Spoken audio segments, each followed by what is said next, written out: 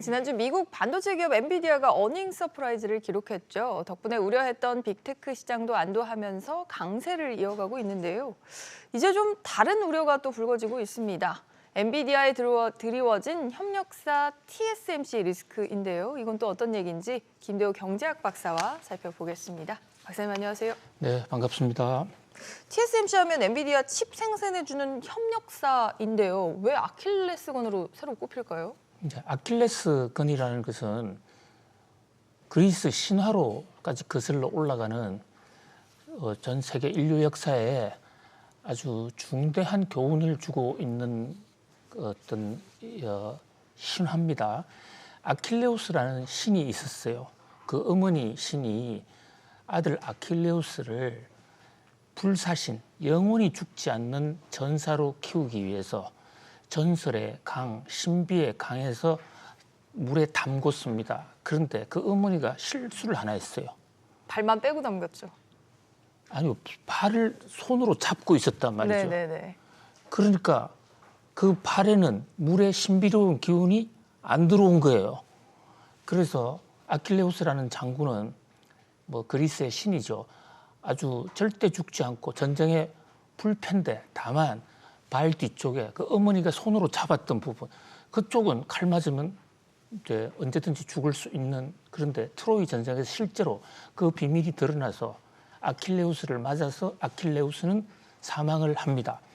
그런데 여기에 대해서 블룸버그 산하의 블룸버그 경제연구소에서 이 TSMC가 엔비디아의 아킬레스건이 될 것이다 라고 공개 저격을 했습니다. 그러니까 치명적 약점이라는 거잖아요.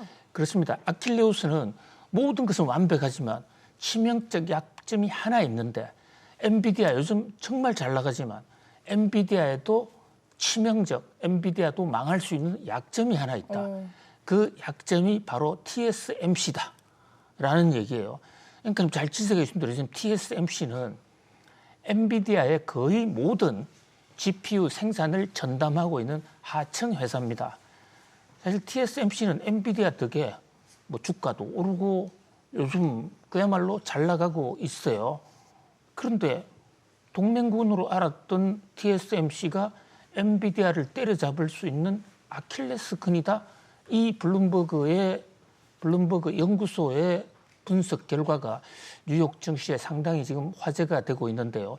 논리인즉슨 지금 엔비디아 GPU 생산을 해내는 TSMC의 생산 시설에 지금 설비의 한계가 왔다. 엔비디아가 워낙 잘 되다 보니까. 그래서 특히 첨단 패키징 부분에서 제대로 그 공정의 병목 인상이 일어나서 엔비디아가 요구하는 제품을 제때 제대로 충족할 수 없을지도 모른다. 그렇게 되면 지금 AI 열풍 때문에 시장의 수요는 엄청나게 늘어나고 있지만 수요를 감당하지 못하면 그걸 팔 수 없는 거잖아요. 그렇죠. 팔 수 없게 되면 엔비디아의 주가 폭등세가 꺼질 수도 있고, 또 TSMC가 이제 어느 정도 생산 시설을 늘리더라도요.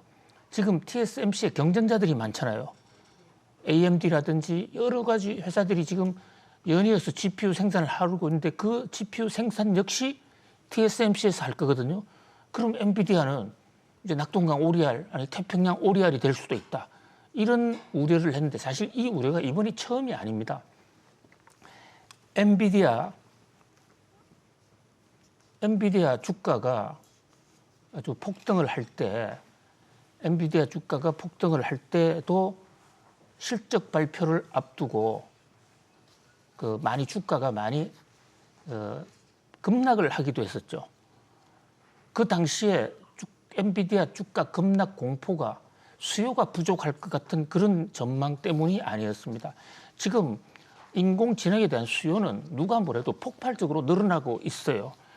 그런데 바로 이 TSMC가 제때 공급하지 못할 것이다. 그래서 4분기 실적 발표할 때, 일주일 전이죠. 발표할 때 공급 차질 때문에 엔비디아가 제대로 생산하지 못할 것이다라는 그 공포가 바로 한때 주가 급락을 가져오기도 했거든요. 그런데 블룸버그가 이제 엔비디아가 어닝 서프라이즈를 발표한 이후에 잘 되고 있지만 아킬레스건이 될 수도 있다. 한 방에 갈 수도 있다. 뭐 그런 면에서 엔비디아 투자자들에서 좀 조심하라는 투자의 경고의 보고서를 냈다. 이렇게 볼 수가 있겠습니다. 박사님, 근데 주말 사이 보니까 TSMC가 일본에서 이제 처음으로 대규모 생산 공장을 가동한다고 하는데 여기서 그 생산 물량을 좀 확충하면 되지 않을까요? 전혀 다릅니다. 그러니까 지금 그 엔비디아에서 생산하는 GPU 공정은 보통 4나노, 뭐 조금 뭐 부족하더라도 5나노, 그리고 지금 2나노까지 가는 첨단 제품인데 지금 구마모토에 만드는 것은 거의 10나노, 18나노까지 가는 첨단 원가가 많이 뒤져 있는 것들. 그렇습니다. 이 재래품 전통 산업이에요. 일본의 반도체 산업이 워낙 뒤처져 있기 때문에 그 부분을 만회하기 위한 것이지. 앵커님, 소비자들이, 투자자들이 지금 알고 싶은 대목을 딱 그 문제를 찝어주셨는데요. 많은 사람들이 아니 일본에 지금 대대적으로 TSMC 공장을 짓고 있지 않아?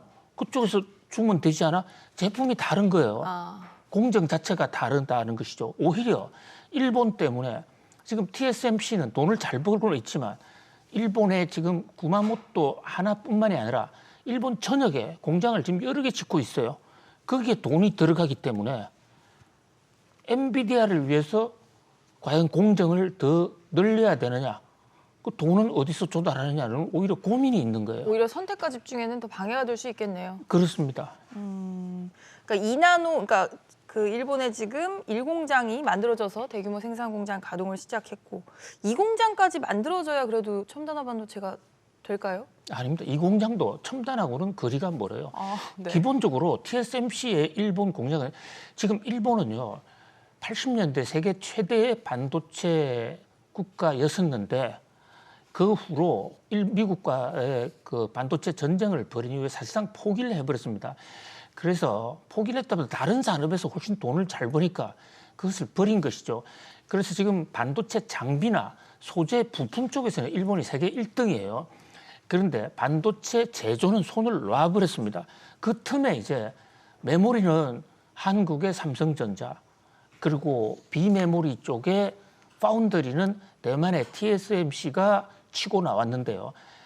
일본이 요즘 그 반도체를 다시 부활시키려고 그러는데 이게 한꺼번에, 그러니까 초등학교 학생이 공부하고 싶다고 해서 갑자기 대학원 박사가 좀 공부를 할 수는 없는 겁니다. 그 중간 단계를 거쳐야 되거든요. 이번에 TSMC가 일본에 가서 짓는 공장은 뭐 초등학교 상급 4, 5학년 정도 과정부터 중학교 과정 이런 것을 메꿔주는 것이거든요.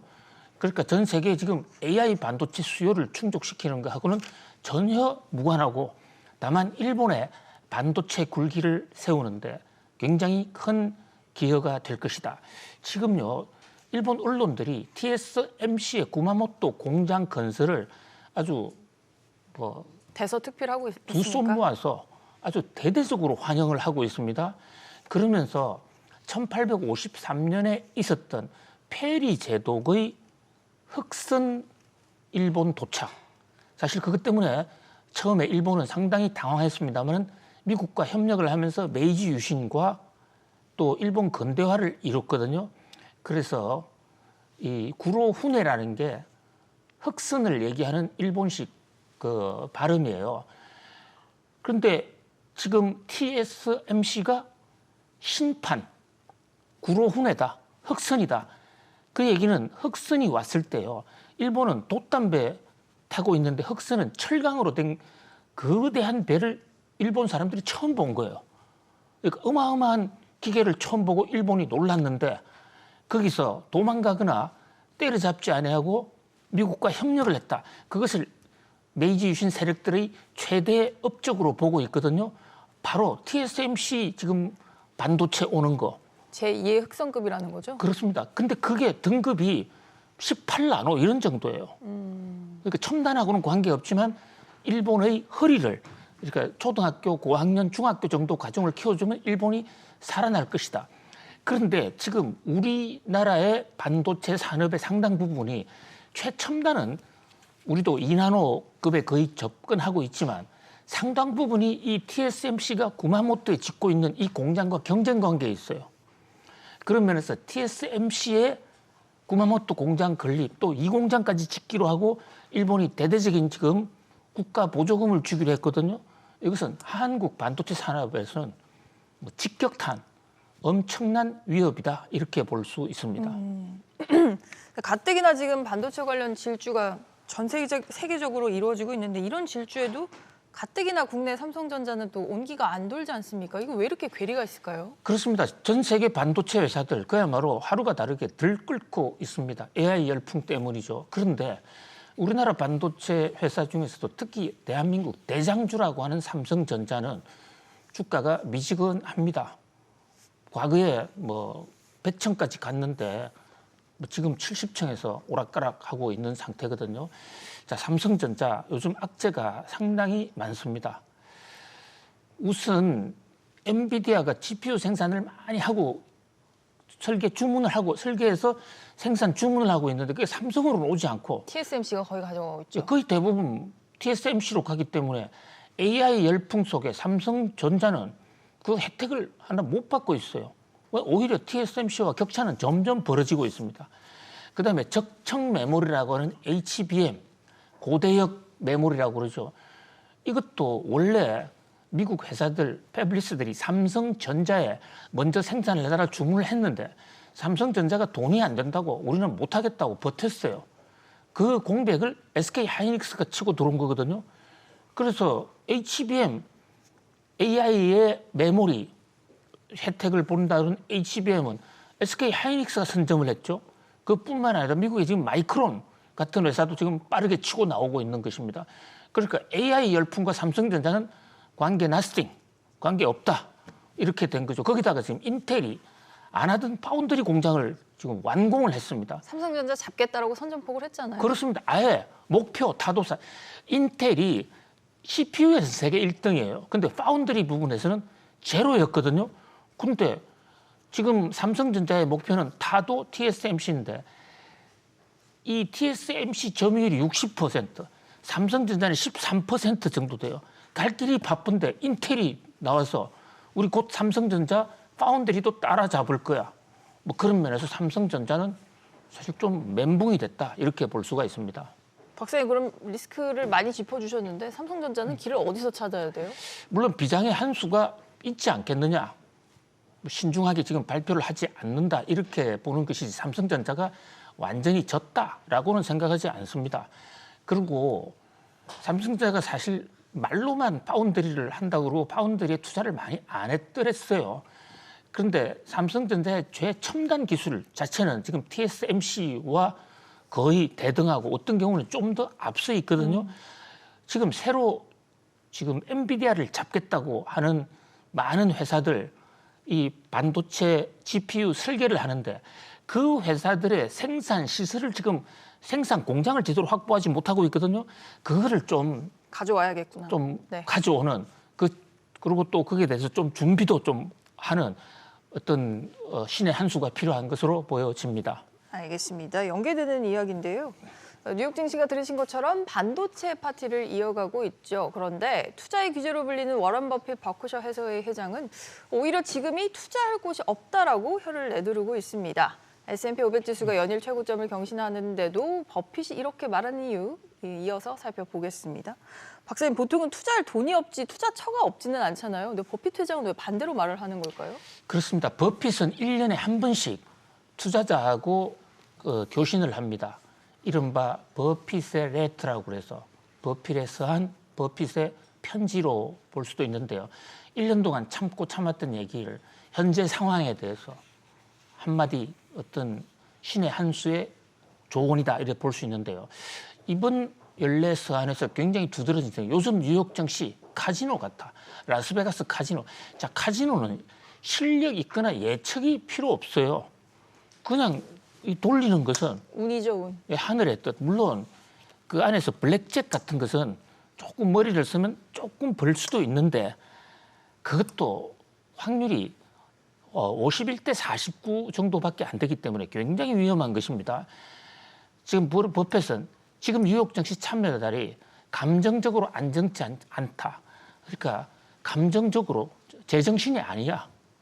그러니까 합리적인 투자를 하지 않고 있다는 거예요. 너무 과열됐다는 뜻이죠. 도박과 같다. 뭐 단순히 과열됐다기보다도요.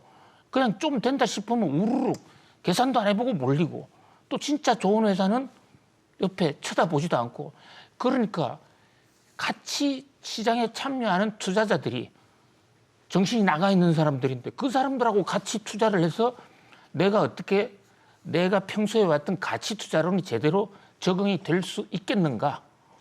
그래서 현재 투자할 돈이 없다. 그래서 나는 요즘 투자하지 않고 현찰을 많이 쓸어 모으고 있다. 특히 현찰을 쓸어 모으는 것은 주가 대폭락이 왔을 때 그럴 때는 굉장히 큰 실탄이 되거든요. 물론 워런 버핏은 주가 대폭락이 온다라고 얘기는 하지 않았습니다. 그러나 카지노판과 같아. 버크셔의 워런 버핏이 이런 식으로 뉴욕 증시의 투자자들, 동료 투자자들에게 아주 직격탄을 날린 것은 매우 이례적이라고 볼 수 있습니다. 지난해 4분기 실적도 확실히 잘 나오긴 했던데 포트폴리오도 좀 잠깐 살펴보면 좋을 것 같아요. 예, 포트폴리오도 새로 산 주식은 거의 없어요.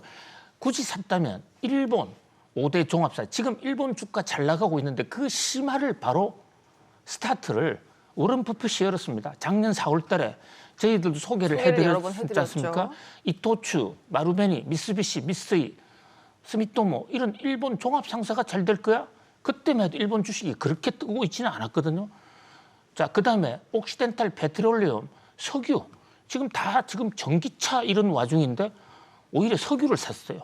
그리고 지분을 축소한 회사들 애플, 호튼, 글로벌 라이프. 그다음에 코카콜라와 아멕사는 사지도 팔지도 않고 계속 보유하고 있는 그런 상황입니다. 그러니까 포트폴리오는 뭐 크게 변하지 않았고 유일하게 변화가 있다면 일본 주식을 좀 더 많이 샀다. 그러면서도 현찰을 많이 실탄을 갖고 지금 뉴욕 증시의 카지노판이 흔들리기를 기다리고 있다. 이렇게 볼 수 있겠습니다. 버핏이 예측을 했다고 볼 수도 있지만 버핏이 5대 상사를 주목해서 또 올린 효과도 있지 않을까요?